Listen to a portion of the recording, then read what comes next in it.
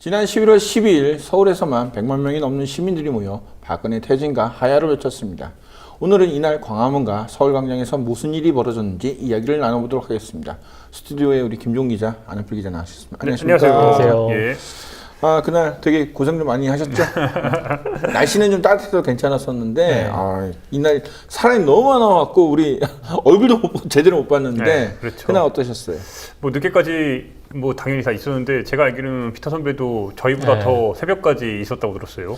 저는 그날 택시가 없어갖고, 원래는 이제 취재를 하고 난 다음에 거기 커피숍에서 이따가 이제 첫 비행기를 타고 내려가려고 했는데, 그날 그 일대 이 커피숍들이 다 문을 닫았어요. 사람이 너무 많아갖고, 이 뭐 안전상의 뭐 이유라든지, 그 다음에 커피 자체도 없다고 그래갖고, 다 문 닫아갖고, 걸어갖고, 서대문역에 있는 무슨 그 햄버거집에서 있다가, 그리고 저는 왔거든요.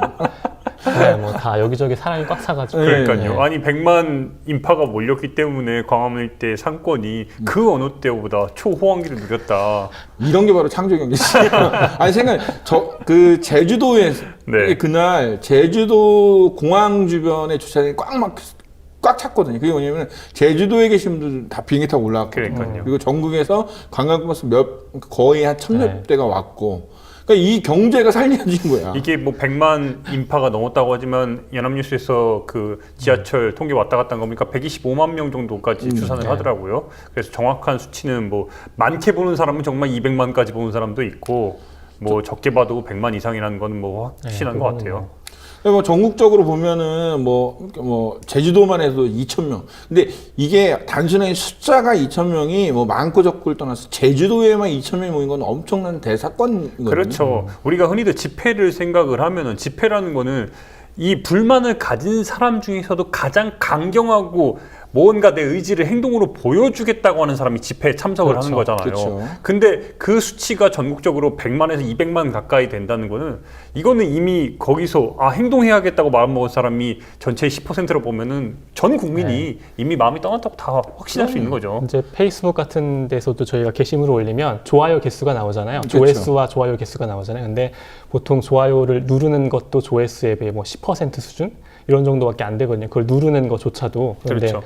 실제로 몸을 움직여서 나왔다는 건 그만큼 훨씬 더 큰 의지가 필요한 일이기 때문에 예. 제가 아시는 분 중에 이 정치적인 성향이 그렇게 뚜렷하게 보이지 않으신 분들도 많이 나왔더라고요. 그래서 그런 것을 보면은, 그리고 또 요새 그 뭐 박근혜 대통령이 뭐 드셨던 무슨 음식점들이 다 그걸 내려놓는다 그렇죠. 그러잖아요. 그러니까 마이너스니까. 왜 전체적인 사회 분위기가 이미 박근혜 퇴진 하야를 요구하는 게 아니라 이거는 이제 기성사실화됐다는 거죠. 자, 다시 돌아가서 우리 그날 김 기자가 이제 취재한 내용들 한번 보는데 어떤 내용들이 있습니까? 그래서 저는 고민을 했습니다. 모든 언론이 다 뛰어든 이 상황에서 과연 어떤 다른 디퍼런스를 가지고 나만의 시각으로 우리 이제 시청자들과 그다음에 국민TV 조합원들에게 보여줘야 되나 이런 고민을 상당히 많이 했어요. 그렇죠. 그날만 해도 생방송을 하는 데 그렇죠. 한 거의 10군데가 넘었었고. 그래서 제가 가진 무기를 갖고 과연 어떤 걸 할 수 있나 고민을 하다가 두 가지 포인트를 잡았습니다. 과연 100만 시민이 광장에 모일 때 박근혜 대통령을 지지하는 5%의 세력들, 일명 보수 세력으로 스스로를 지칭하는 사람들은 과연 어디서 무엇을 할까? 이게 계기가 있는 게 제가 지난 11월 10일이죠. 원래 우리 더 아임피터에서 다뤘어야 될 내용인데 박효상 가브로프텍 전 대표가 2심 청구가 있었습니다. 네, 그렇죠. 다행히 법원에서 올바른 판단했기 때문에 보석이 기각돼서 여전히 계속 구속 중이에요. 그거 취재를 마치고 서울역에 내리는데 서울역 광장에서 아주 기가 막힌 일이 있었습니다. 일단 영상 보시고 이야기 계속 진행하겠습니다. 예. 여러분들 저와 함께 다 같이 외칩시다. 빨리 군대 나와라. 빨리 탱크 나와. 빨리 총 들고 나와.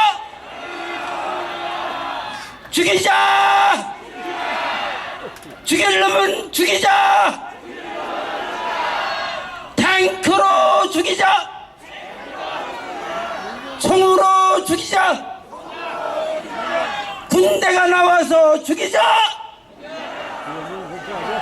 대한민국을 살리기 위해서 계엄령 선포하라. 박근혜 대통령 빨리 계엄령 선포하라. 군대 나와라. 빨리 나와, 빨리 나와, 빨리 나와. 이 영상이 굉장히 조회수가 많이 나왔고 그렇죠. 그다음에 사람들이 많이 봤던 영상 중에 하나죠. 네, 이 녹화 기준으로 제가 알기로 한 25만에서 30만 정도 뭐 유튜브에서도 몇 만이 지금 보고 있는 대박 쳤네요. 네, 소위 말하는 대박을 쳤는데 우리가 눈여겨볼 점이 뭐냐 이렇게 많이 봤는데 여기 정말 수천 개 수만 개 달렸습니다. 왜냐하면 그 내용 속에 이제 서울역 광장에서 보수라고 지칭하는 그 할아버지 할머니들이 모여서 엄마 부대 뭐 어버이 연합 이런 분들이 모여가지고 정말 말도 안 되는 발언을 했어요. 그 발언이 어떤 내용이 있냐? 주어는 없지만 집회에 나온 사람들을 뭐 죽여야 된다. 군인들 나와가지고 총으로 쏴 죽여야 된다. 탱크를 끌고 나와라. 대포로 쏴라. 결정적인 게 계엄령을 선포하라. 박근혜 대통령 뭐 하냐 이런 식의 발언이었어요. 그러니까 이 사람들의 이 내구조가 좀 이상한 것 중에 뭐냐면은 그 예전에 노무현 대통령 탄핵 당시에 그러니까 그 전에 보수 일부 이 구구 세력이라고 저는 얘기하는데 그 사람들이 쿠데타 이렇게 된다고 그런 얘기도 그렇죠. 있었죠. 그러니까 이 사람들은 어떤 민주주의 국가에서는 일어나면 안 될 일들을 서슴지 그렇죠. 않고 하자고 이 주장은 이거는 위법도 아니고 엄청난 불법, 정말 민주주의를 훼손한 행위거든요. 그래서 100만 시민들이 마치 다 빨갱이인 양 이렇게 다 몰아가고 있고 제가 이 영상을 올리고 나서 솔직히 당시에는 그 발언을 한 사람이 누군지 몰랐는데 제보가 들어오더라고요. 이 사람이 누군지. 그걸 알고 더 놀랐습니다. 윤용이라는 전 고려대학교 신방과 교수 출신이더라고요. 이런 직함을 교수 네, 혹시 맞나요? 뭐 혹시 맞습니다. 시간 강사 이런 직함을 갖고 있는 사람이 그런 공개석상에서 정말 국민을 쏴 죽여야 된다는. 그래서 댓글 중에 어떤 댓글이 있었냐? 내란죄와 선동죄에 해당하는 거 아니냐 이런 의문들이 상당히 많이 제기가 됐어요. 그렇죠. 왜냐면은 예전에 이제 통합진보당 때 네. 그게 비슷한 얘기예요. 그러니까 비슷한 얘기도 아니지. 사실 보면 그것보다 더 수위가 낮고 그렇죠. 뭐 이런 우리가 준비를 해야 된다 뭐 이런 얘기인데 그때 내란죄로 들어간 거죠. 그렇죠. 그래서 너무 궁금해서 안 기자랑도 그때 논의를 상당히 네. 많이 하다가 한번 우리 알아보자. 이 사람 한번 신상도 제대로 한번 털어보고 한번 해보자 해가지고 변호사들한테 문의를 했습니다.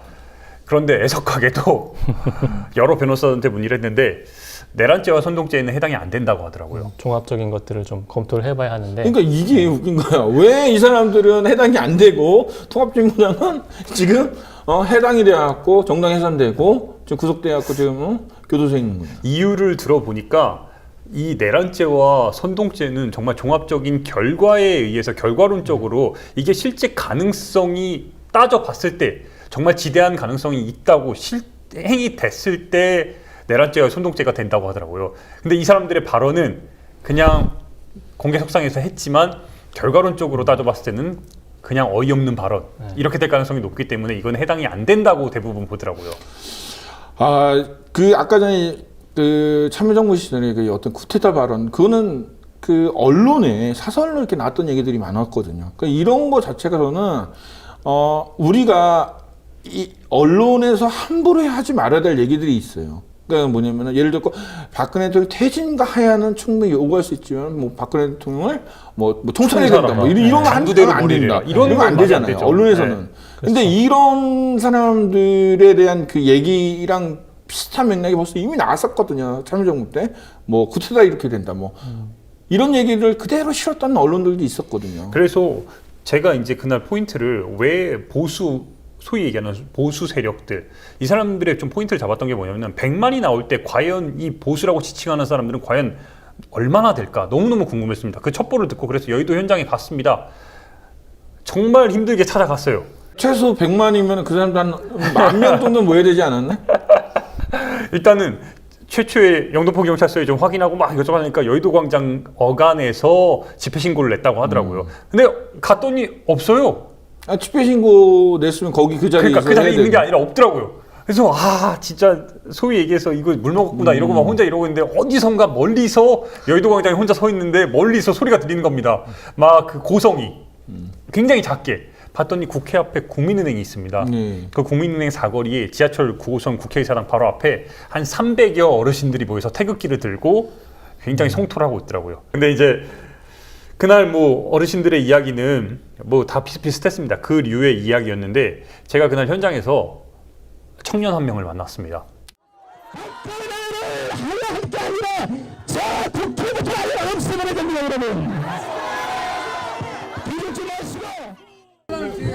국민TV인데요. 어찌 보면은 오늘 이렇게 어르신들 많은 데서 되게 드물게 젊은 층으로 오셨잖아요. 네. 어떻게 오시게 된 거예요?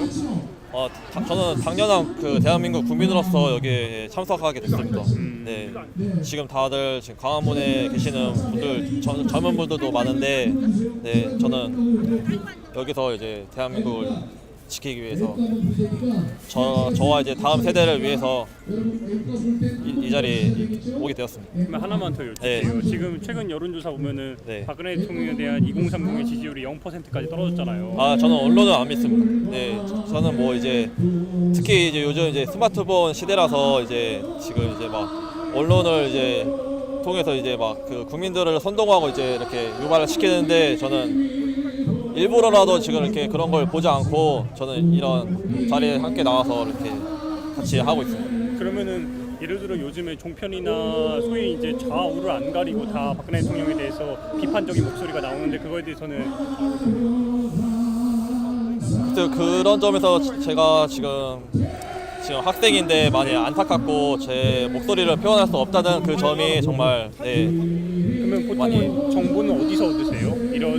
이렇게 뭐 집회나 아니면 이렇게 어르신들과 함께하는 이런 정보는 어떻게 알고? 주변 이제 사람들이나 저희 이제 가족들, 친척들을 통해 얻습니다. 네. 그럼 끝으로 하나만 더 네. 여쭙겠습니다. 그러면 향후 앞으로 네. 우리 청년이 보시기에 앞으로 대한민국이 나아가야 될 방향이나 그런 청년들에게 메시지를 주신다면은 네. 어떻게 전해주실 거예요? 이렇게 여론을 통해 선동되지 말고 좀 이제 많은 이런 이제 보수 단체 분들과 함께 협력을 하면서 통해서 이렇게 대한민국을 수호해 나가면 이렇게 좋겠다고 생각합니다. 좀 이 청년의 말이 좀 앞뒤가 맞는 건 그렇죠. 뭐 이게 우리가 그 이 정도 나이면은 그 자기 스스로 판단할 나이가 됐다고 저는 생각을 하거든요. 근데 뭐 선동되지 않기 위해서 또 뭐 그러기 위해서 또 언론도 보지 않는다. 그럼 도대체 어디서 이 사람이 정보를 얻고 어디서 어떤 기준으로 판단하는지 는 이해가 안 되는데 우리 김 기자 볼 때는 어땠어요? 그러니까 저도 이 인터뷰를 하면서도 좀 마음에서 좀 불편하더라고요. 과연 이 인터뷰를 계속 이어가야 되는 게 맞나? 내가 이 정도 지적 수준을 가지고 있는 사람에게, 그러니까 소위 인터뷰라는 거는 응당 그 정도 수준이 되는 사람에게 물어보고 이렇게 답을 이끌어야 되는데 그 집회에 참석한 유일한 청년이란 이유로 궁금하고 뭔가 확인을 해야 되니까 말을 걸었는데 이 사람이 정작 답이 나온 게 그 수준에 너무 못 미치더라고요. 솔직한 말로 지금 돌아보니까. 근데 한편으로는 이런 청년들의 목소리도 제가 이걸 인터뷰로 최종적으로 실었던 이유는 이렇게 어찌 보면 하나의 표본, 지금 이렇게 언론조차 귀닫고 있는 이런 청년의 모습을 보여줌으로써 뭔가 상식적인 판단을 못하고 있다는 모습도 보여줘야 될 필요성을 느꼈어요. 그럼요. 저는 그 언론이 해야 될 목숨 중에 하나는 뭐냐면 이렇게 선별적으로 자기들한테 유리한 발언만 해갖고 내보내는 게 아니라 이쪽 얘기도 다 들어줘야 되고 어찌됐든 들어줘야 되죠. 뭐 그거에 대한 판단은 시청자가 하는 거고 그 다음에 이런 얘기도 있다는 걸 보여주는 게 이제 언론의 역할이라고 하는데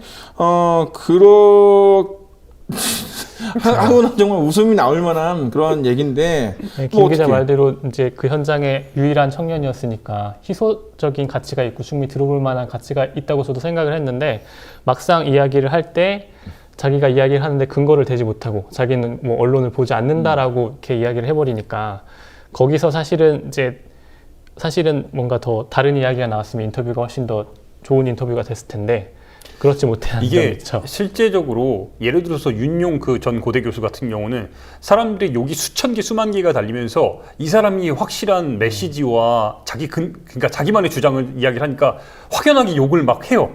그런데 보기는 이 소위 얘기하는 이 보수단체 집회에 참석한 이 청년의 인터뷰는 보기는 많이 보는데 그 전의 반응에 비해서는 좀 약했습니다. 물론 공유도 많이 되긴 했지만 왜냐 보면서 측은하다는 마음이 드는 거예요.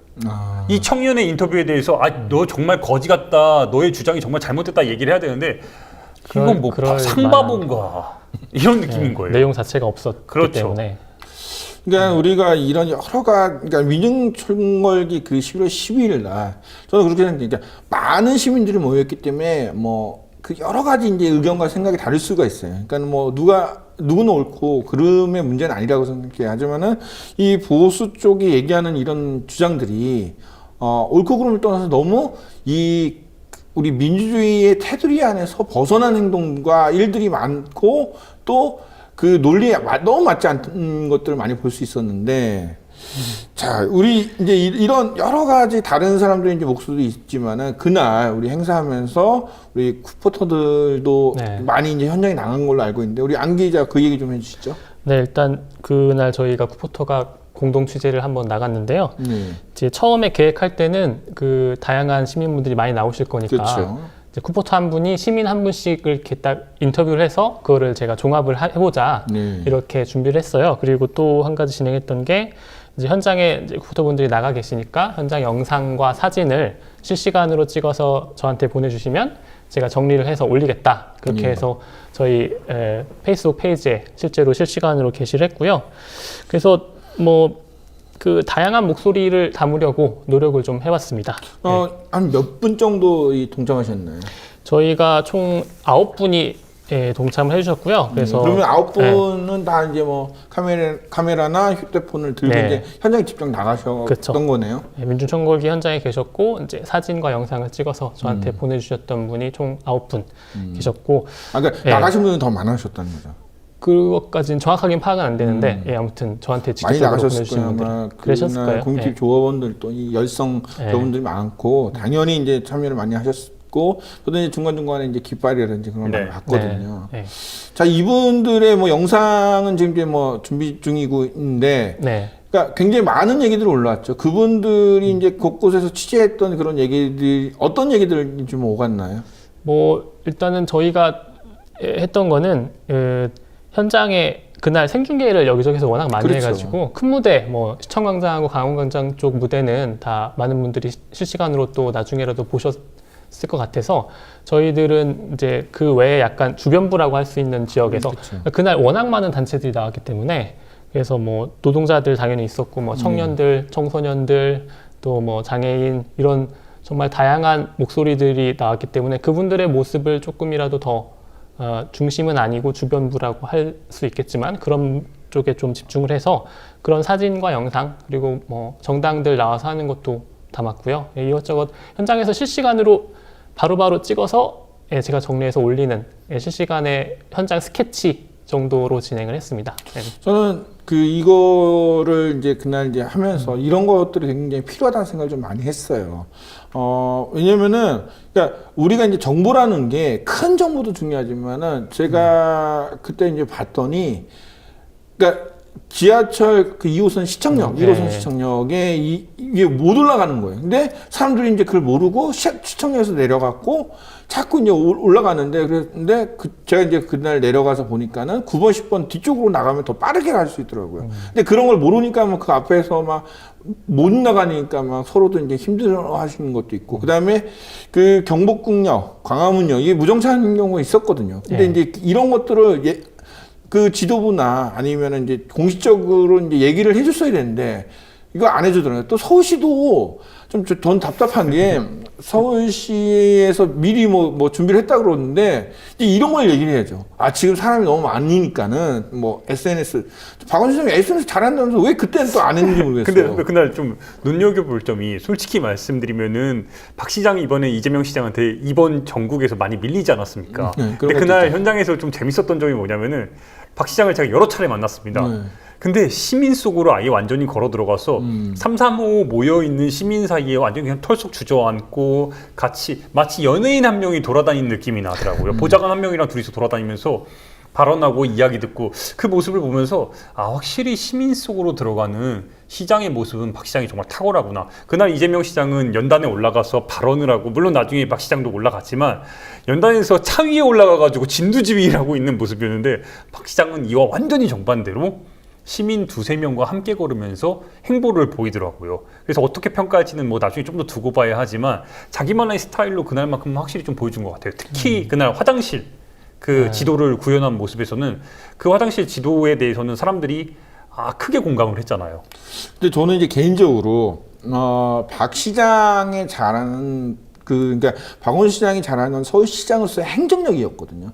근데 그날 화장실을 제가 이제 지도 만들고 있는데 34개 중에서 안 되는 게 몇 군데 있어요. 그러면은 SNS상에서 그거 안 된다고 이게 올라왔단 말이에요. 그러면 그거를 빨리빨리 이제 조치를 해주고 이런 모습들이, 저는 박 시장이 잘하는 게 그거였으니까 그러니까 그런 걸 했으면 어떨까라는 생각이 들어요. 그러니까 또 안전이잖아요. 그렇죠. 그러니까 이거는 안전이라는 거는 사실 뭐 이념과 사상 뭐 그건 전혀 상관없잖아요. 그러면 서울시장으로서 공식적으로 얘기를 해야죠. 지금 위험하니까는 다른 역을 좀 이용해 주세요. 저희가 증차를 해서 빨리빨리 하도록 하겠습니다. 안전요원을 더 보강을 하겠습니다. 물론 이제 그 중간에 어떤 결과는 있었지만은 이런 것도 좀 진두지휘하는 모습, 그러니까 그렇죠. 행정력을 좀 보였으면은 훨씬 낫지 않을까라는 그런 개인적인 아쉬운 부분이 분명히 있었어요. 있었음에도 저는 그 전 시장들에 비해서 막 이렇게 앞에서 막 이런 거대한 흐름만을 강조하는 시장들에 비해서는 역시 박 시장답게 깨알 같은 부분을 많이 신경 쓴 거 아닌가. 그리고 그 부분이 그래도 거기 나온 100만 시민들에게 어느 정도 그래도 박 시장이 조금 신경을 쓰는구나, 이런 느낌도 있었다는 거를 좀 보여주고 지금 싶었어요. 말씀하신 그 화장실 지도 같은 것도 사실 좋은 아이디어였다고 생각하는데, 이제 거기서 말씀하신 AS가 부족했다. 네. 우리가 끝까지 딱 가야 그렇죠. 했으면 딱 좋았을 텐데, 막 어느 분이 그거 믿고 갔는데 화장실 문 잠겼어요. 그래서 막 나한테 보내더라고. 내가 어떻게 하라고. 근데 이제 우리 쿠포도들이 이제 조합원들이 이제 많이 이제 참여를 하고 했으면서 이제 그런 피드백도 이제 느꼈을 거잖아요. 그러면은 안 기자가 볼 때 어떤 것들을 좀 많이 느끼셨나요? 이번에 이제 진행을 하면서 처음에는 제가 현장에서 상황을 보고 한번 저희가 모일 수 있으면 모입시다라고 얘기를 했어요.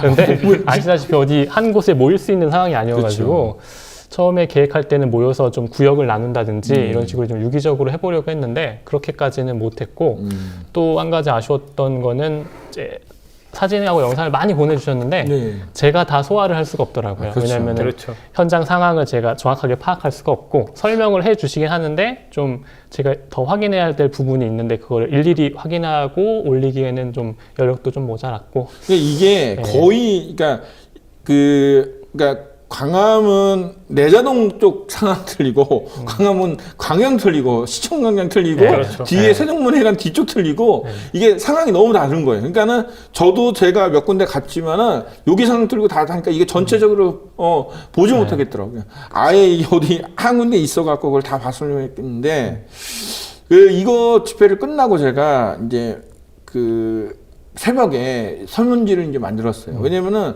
이게 사람들이 전문가들이 나와서 막 평가를 하잖아요. 어떤 100만 시민들이 모인 거. 그래서 설문조사를 했는데 저는 한 100명 정도만 해주면 참 좋았겠다라는 생각했는데 꽤 많이 했어요. 거의 한 7,000명 가까이 하고, 이게 대박이다. 여론조사 전문기관도 1,000명 이렇게 하는데. 네, 그렇죠. 근데 그분들이 이제 참석자 대상이었는데 이번에 이제 몇 가지 느꼈던 게, 보시면 알겠지만은 가족 단위로 온 사람이 굉장히 많았었잖아요.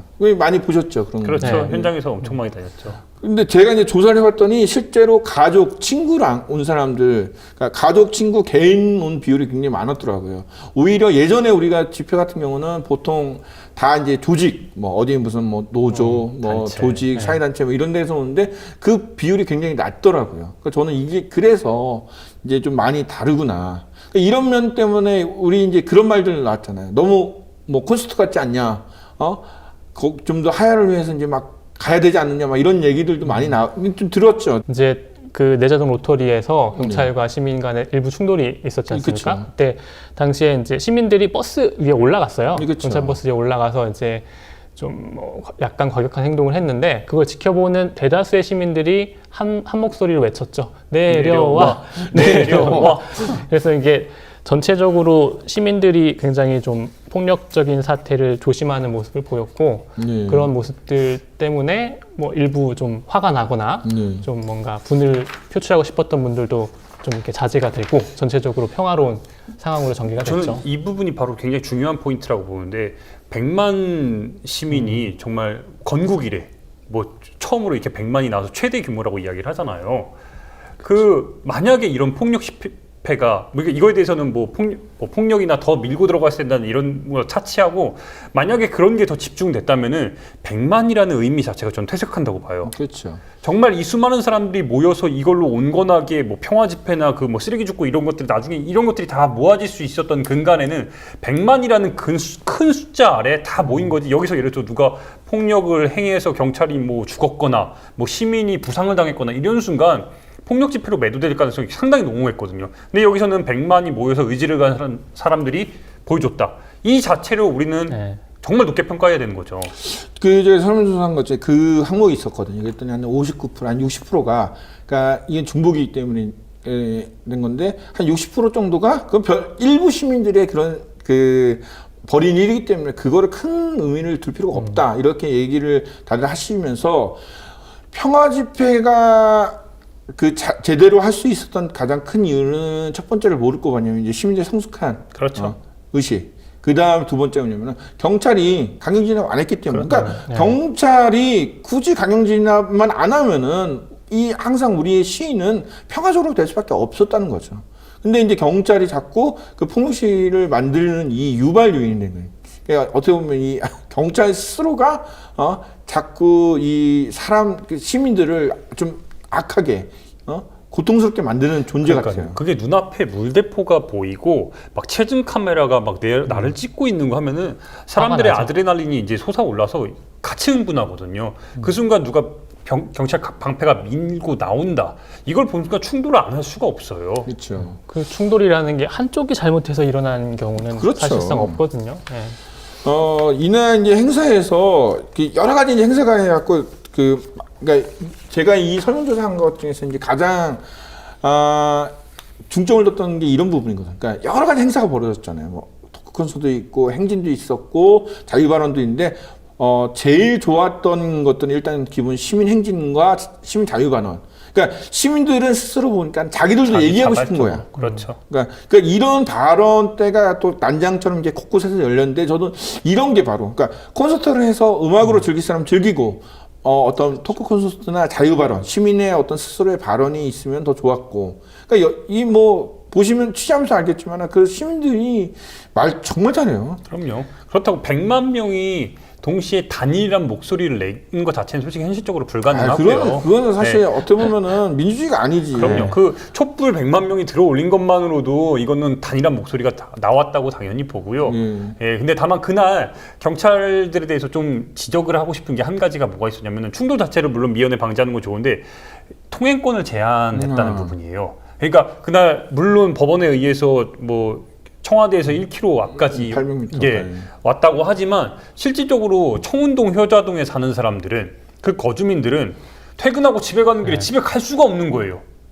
그런 상황들이 정말 곳곳에 광화문을 기점으로 해가지고 모든 통로를 다 막아버리니까 북쪽으로 올라가는 심지어 주민등록증을 보여주고 하는데도 그걸 확인하고 이 사람이 실제로 거기서 사는지 만약에 내가 청운동 살아가지고 동네 뭐 슈퍼 가려고 슬리퍼 신고 나왔다가 다시 돌아가지 못하는 거예요. 주민등록증도 없고 그걸 1시간이고 2시간이고 그러고 계속 서 있는 거예요. 그런 거 자체가 경찰이 아까 전에 우리 여의도 일대 그런 집회는 허용해주면서 그런 것도 민감하게 받아들인 거. 그렇죠. 이런 거 자체가 좀 문제인 것 같아요.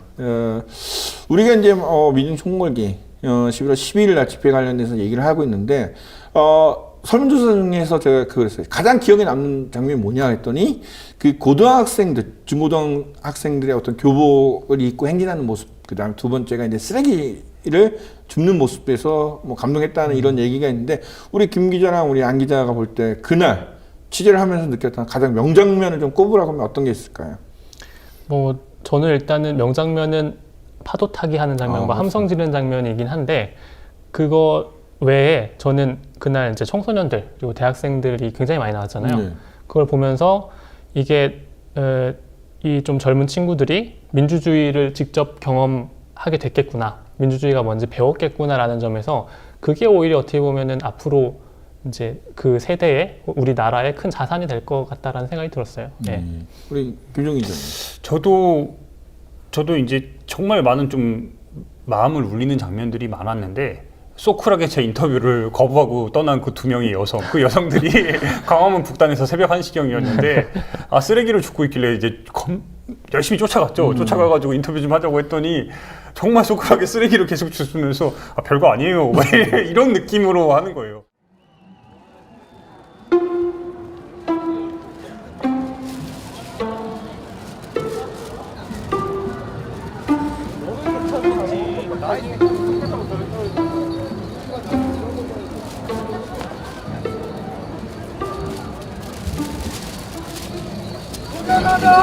이렇게 쓰레기를 계세요? 오늘 좀 자발적으로 좀 계시는 것 같아요. 그죠? 할 수 있는 거? 그래도 어떻게 이렇게 요즘은 지금 쓰레기 복수 이런 것도 어디서 나는 거예요? 샀어요? 사가지고 이렇게 좀 자발적으로 좀 그러니까 근데 비단 우리 선생님뿐만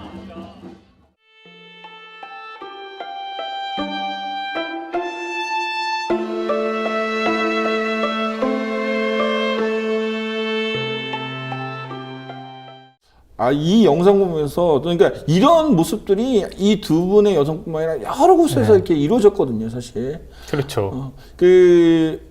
제가 이제 공식적인 행사가 광화문에서 이제 거의 11시 50분, 그러니까 11시 좀 넘어서 끝났고, 옆에서 이제 뭐, 세종문화회가 옆에서 이제 공연을 하고, 그걸 봤는데, 제가 볼 때 평소 광화문 공연장보다 더 깨끗했어요. 네.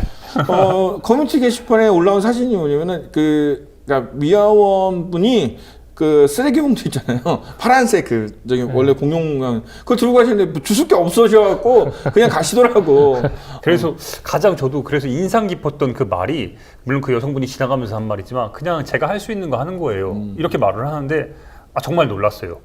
할 수 있는 걸 한다는 건 자기 위치에서 내가 박근혜 대통령 뭐 직접 끌어내리거나 그럴 순 없잖아요. 그러니까 내가 이 광장에 나온 사람으로서 쓰레기를 줍고 같이 함성을 보태고 이 머릿수를 채워주고 청년으로서 민주주의를 막 거대하게 이런 의미가 아니라 그냥 내가 할 수 있는 역할을 한다. 이걸 보는데 집에서 곰곰이 생각을 하는데 제 여태까지 과연 내가 막 거대한 흐름에서 이게 아니라 그냥 내가 할 수 있는 일을 묵묵하게 하다 보면 역사는 진보하는구나 이런 느낌이 확 다가오는 거예요. 이 청년을 통해서. 제가 이번 지금 연속 3주로 계속해서 토요일 집회를 나갈 때마다 현장에서 느끼는 바는 뭐냐, 매번 나갈 때마다 시민들과의 인터뷰를 통해서 제가 성장하고 있다는 느낌을 받는 거예요. 이게 비단 저뿐일까요? 거기 나온 참여하는 시민들이 서로가 서로에게 이런 힘을 받고 민주주의를 발전시켜 나간다는 저 힘을 받고 있다고 저는 느끼고 있거든요. 이 100만이 모였다는 그러니까 숫자보다 방금 우리 김종 기자 얘기했듯이 저는 다양한 사람들이 한 자리에 모일 수 있었던 그 원동력은 그들이 갖고 있는 민주주의에 대한 열망, 그리고 정부와 권력자들은 민주주의를 훼손하고 자꾸 후퇴시키려고 하지만은 오히려 시민들의 민주주의적인 의식과 생각들은 점점점 잘하고 있다는 생각을 좀 많이 받았고, 저는 그런 모습들이 보여서 이거는 뭐 어떤 투쟁, 그다음에 차벽을 뛰어넘고 이런 어떤 행동으로 보여주는 것보다 의식의 변화가 이제는 조금씩 우리가 더 한 단계 업그레이드 됐다는 생각을 좀 많이 가졌어요. 그렇죠. 그래서 어떻게 보면은 정말 고마워해야 하는 걸 수도 있어요. 박근혜 대통령과. 그러니까요. 이게 솔직히 지난 보수 정권 9년 동안 얼마나 민주주의가 후퇴했어요. 그렇죠. 언론이 얼마나 많이 망가졌어요. 근데 이번 일을 계기로 해서 잠재력 그리고 우리의 성숙도, 정말 이런 댓글도 굉장히 많았잖아요. 참 시민들은 이렇게 높은 국민적 수준을 갖고 있는데 정말 질 낮은 대통령 한 명 때문에 이렇게 우리가 다들 고생하는구나.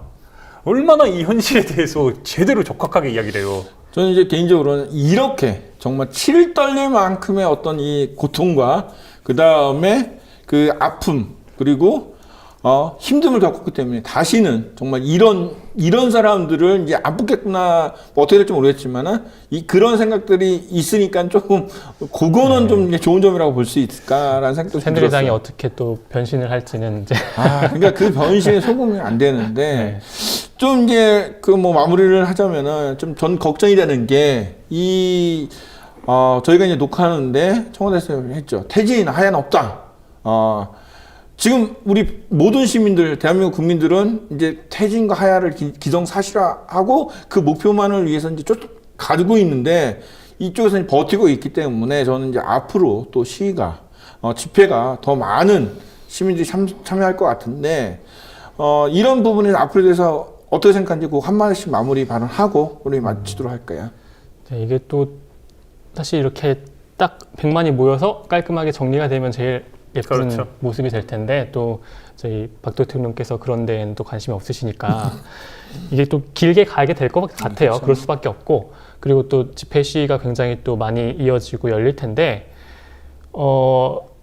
오히려 좀 강경하게 해야 하는 거 아니냐 이런 주장을 하시는 분들도 계시고 지난번에 100만 모였을 때도 이게 너무 아쉬웠다 이런 말씀도 있는데 그래도 저는 평화적으로 하는 게 옳다고 생각을 합니다. 그게 더디고 굉장히 지리하고 지치고 그럴 수도 있는데 그래도 목표가 정당하다고 해서 수단까지 모든 걸 다 정당하게 만들어주진 않는 것 같거든요. 그리고 또 그렇게 하다가 오히려 더 역풍이 불 수도 있고 그래서 끝까지 좀 성숙한 시민의식으로 진행을 하면 되지 않을까 이렇게 생각을 했습니다.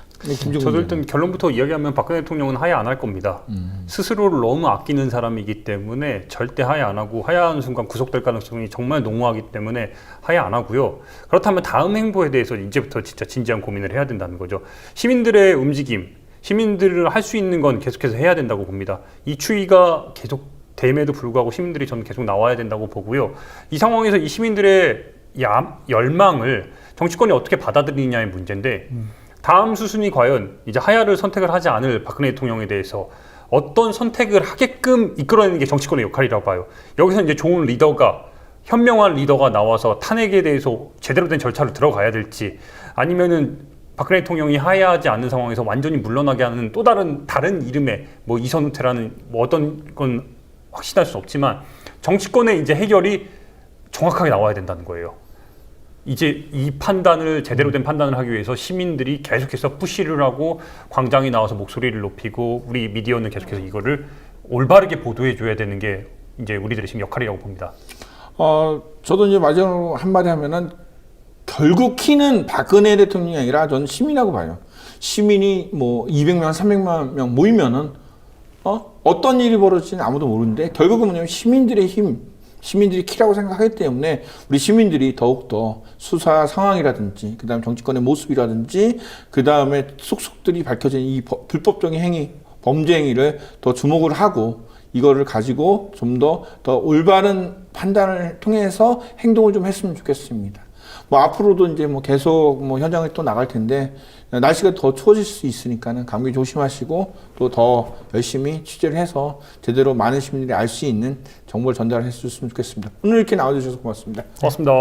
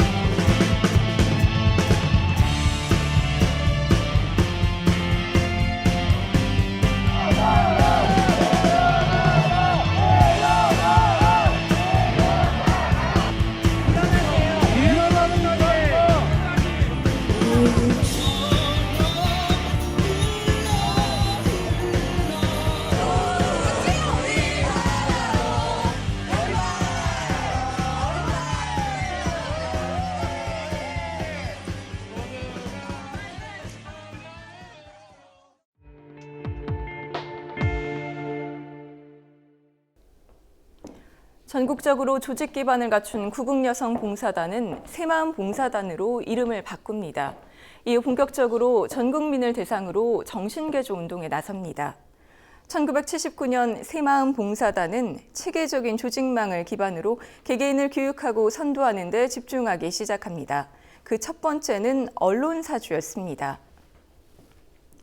1979년 5월 새마음 봉사단은 서울시내 언론사주를 자문위원으로 위촉합니다. 당시 보도입니다. 박근혜 새마음 봉사단 총재가 서울시내 각 신문, 방송, 통신사장 13명을 자문위원으로 위촉했다. 그리고 이 자리에 박정희 당시 대통령이 참석해 명예총재로 추대됩니다. 몇 달 뒤 이는 전국 언론사로 그 범위를 넓힙니다. 당시 보도입니다.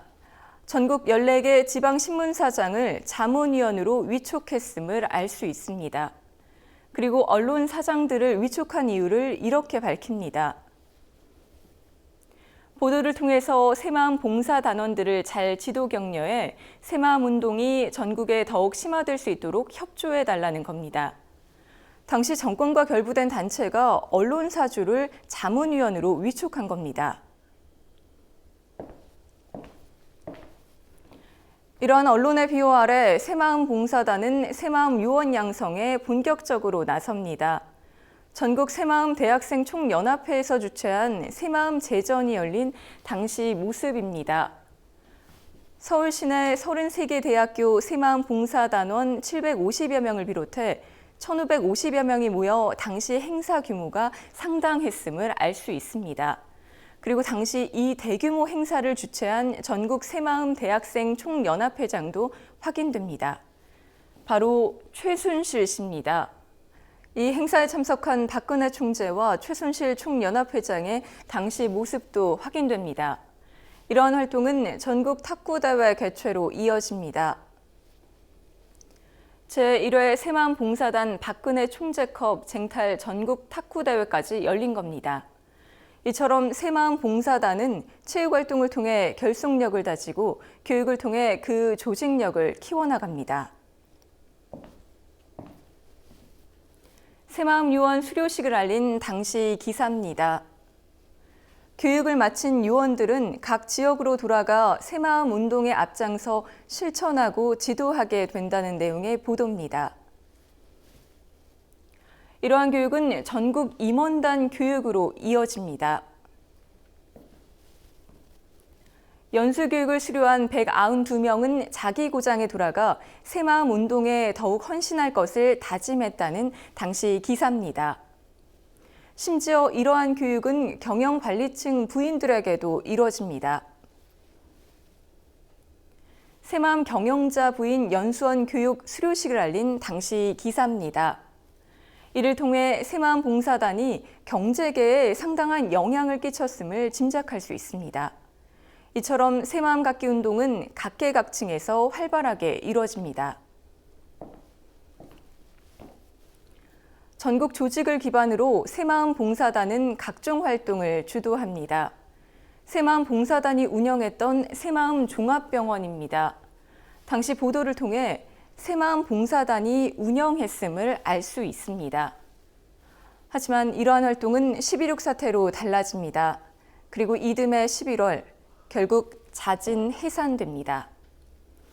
이는 결국 정권의 지원으로 조직이 운영됐음을 단적으로 드러낸 셈입니다.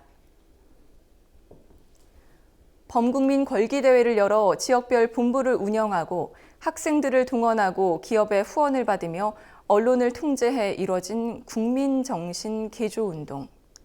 이것이 새마음 갖기 운동의 실체입니다. 그리고 그 본부의 중심에는 최태민 본부장과 그의 딸 최순실 대학생 총연합회장, 박정희 명예총재와 그의 딸 박근혜 총재가 있었습니다. 그리고 2016년 현재 국정농단 사태의 중심에 이들이 또 등장했습니다. 그날들 장부경입니다.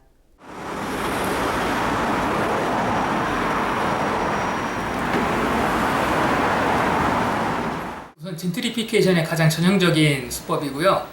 권리금 뺏어먹기예요. 다 젠트리피케이션이 지금 실제로 일어나고 있는 내용을 보면은 이번 사건도 전형적이고 임차인의 권리금을 뺏는 여러 방법 중에 상가건물 임대차 보호법의 허점을 제대로 파고든 사건입니다.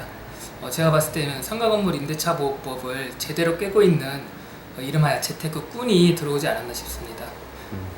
어떻게 그렇게 보실 수 있어요? 우선은 공시책방이 한 건물에서 20년 이상 영업을 했단 말이에요. 그런 가게를 내쫓는데 계약 해지 의사를 밝힌 게 계약 만료일 거의 1개월 전이에요. 그러니까 20년이나 장사한 상인을 나가라는 준비를 한 적어도 6개월은 하게 해줘야죠. 근데 그것도 없이 나가라고 했단 말이에요. 그러니까 도의적으로 말이 안 되잖아요. 근데 이런 비상식적인 행동을 한 데는 이유가 있습니다. 지금 현행 상가건물임대차보호법을 보면은요, 권리금 회수 기회 보호의 기간이 있어요. 그러니까 공시책방이 10월 5일이 임대차 계약이 만료돼요. 근데 이 이전으로부터 3개월 7월 5일 내에는요, 공시책방이 신규 임차인을 물색해서 새로 데려온 다음에, 그러니까 임대인에게 저는 이 사람과 양수양도 계약, 즉 권리금 계약을 하기로 했습니다. 계약을 체결해 주세요라고 하면은요, 임대차 계약을 꼼짝없이 해야 돼요. 지금 이게 작년에 이루어진 상가건물 임대차보호법 개정안이 적용돼서 그런 건데요. 근데 지금 이렇게 돼버리면은 6개월 전에 미리 말을 해버리면은 신규 임차인을 데려와서 권리금을 회수해 가버린단 말이에요. 그런데 젠트리피케이션은 대부분이 그 권리금을 착복하려는 현상이거든요. 이렇게 꼼짝없이 새로운 임차인이랑 임대차 계약을 체결하면 권리금을 뺏지 못하기 때문에 이 3개월의 권리금 회수 기회 보호 기간을 훼손해 버리는 거예요. 근데 한편으로는 무슨 조항이 있냐면요, 임대차 계약이 만료되기 6개월 전부터 1개월 전까지 사이에 계약갱신 거절 통지를 하지 않으면은요, 자동으로 계약이 연장돼요. 이걸 우리가 흔히 하는 묵시행갱신이라고 하는 거예요. 그래서 이 10월 5일이 임대차 계약이 끝나는 날인데요, 9월 5일 넘어서 예컨대 9월 6일 날 계약갱신을 하지 않겠다라고 하면 아무 소용이 없어요. 그러니까 지금 이 임대인 입장에서는 최대한 이 3개월의 기간도 훼손해야 되겠고, 그리고 내쫓기도 해야 되겠으니까 1개월에 가장 붙여가지고 지금 8월에 나가라고 한 거예요. 8월에 나가라고 하면은 신규 임차인 물색할 기간이 없죠, 공시책방이. 그리고 1개월 안에 새로운 임차인을 데려오기가 굉장히 힘들죠. 그러니까 권리금 양수양도 기회를 박탈하려고 한 겁니다. 전형적인 사례입니다. 이게 지금 네. 법 자체를 어긴 건 아니잖아요. 법을 어긴 게 아니에요. 이게 네. 사람들이 잘못 알고 있는 게 권리금이 법제화가 안 되어 있다고 많이 아시는데요. 작년에 법률 개정되면서 권리금이 법제화가 됐어요. 그때 그 개정안 별명이 권리금 약탈방지법이었어요. 딱 이 내용이고요. 권리금 회수기의 보호기간을 보호해주는 거예요, 진짜.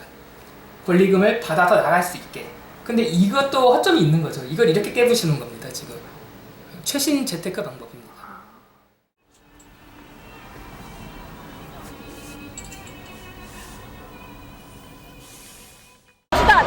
제가 속에 지금 물불이 나서 하고 싶은 말 해야겠거든요. 주로 시간열이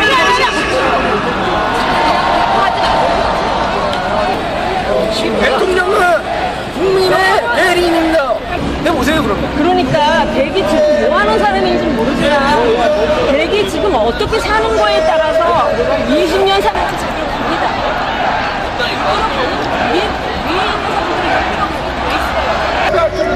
진일했어, 독립운동했어. 진일했지.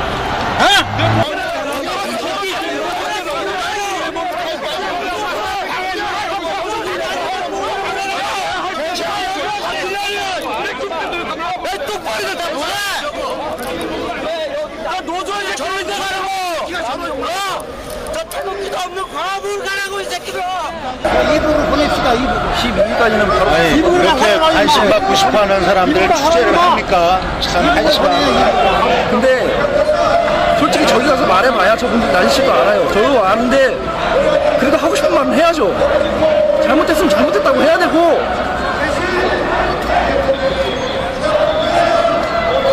쌓인 거는 풀어야죠. 잘못된 게 있으면 매듭은 풀어야죠. 언제까지 그대로 갈 겁니까?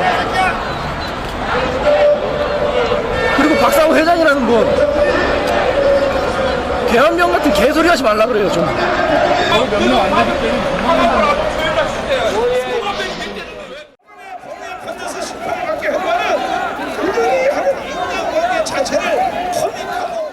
지금 보면 학생들이 좀 많이 집회, 광화문 집회 많이 참석하고 있잖아요. 그 부분에 대해서 좀 어떻게 보세요? 저는 그게 너무 너무 물타기 같이 그런 너무 선동이 좀 많이 섞인 것 같아요. 언론도 그렇고 오히려 언론이 요즘 너무 그게 좋은 정보가 아니라 그냥 상업적이고 막 자극적인 정보를 막 써대끼니까 그거에 현혹돼서 가거나 아니면 그런 학생들도 많은 것 같아요. 그게. 그러면은 그러니까 네. 지금 뭔가 지금 현재의 언론 상태가 문제라고 보시는 거잖아요. 네. 어떤 부분이 가장 크게 문제라고 보세요? 제가 그건 정확히는 모르겠는데 이게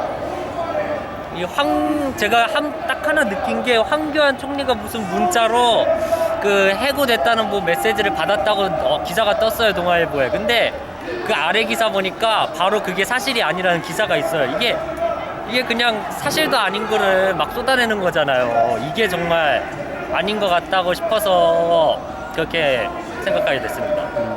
예를 들어서 지금 우리 세대 간의 갈등이나 2030 막 박근혜 대통령에 대해 지지율에 대해서 0% 막 네. 지지율이 나오고 있잖아요. 이런 부분들에 대해서 좀 어떻게 보세요? 그것도 그냥 시간이 지나면은 해결될 것 같아요. 이게 진짜면은 그게 잘못이 다 맞아 떨어지는 잘못들이면은 그거면은 법적으로 처벌이 될 거고, 그게 아니면은 전에 광우병 때처럼 그냥 흐지부지 되면서 그냥 그렇게 될 것 같아서 전 그렇게 생각합니다. 좀 하나만 더 해주겠습니다. 예. 보면은 지금 요즘에 TV조선부터 보수냐 진보냐 이런 거 안 가리고 그렇죠. 전부 다 좌우가 전부 다 박근혜 대통령에 대해서 비판적인 목소리를 내고 있잖아요. 이런 부분도 좀 잘못됐다고 보세요? 그것도 여론이 그냥 국민들이 다 박근혜 최순실을 아직 검찰 조사도 안 끝났는데 그렇게 하는 거니까 대다수가 그렇게 생각을 하니까 신문도 그런 의견을 내야지 신문 그게 볼 거 아니에요. 그러니까 그냥 사실 확인을 안 하고 그걸 올려도 누가 비판하는 사람이 없으니까 그런 식으로 올리는 거죠. 그럼 언론이 어떻게 해야 될까요? 그건 저도 모르겠어요.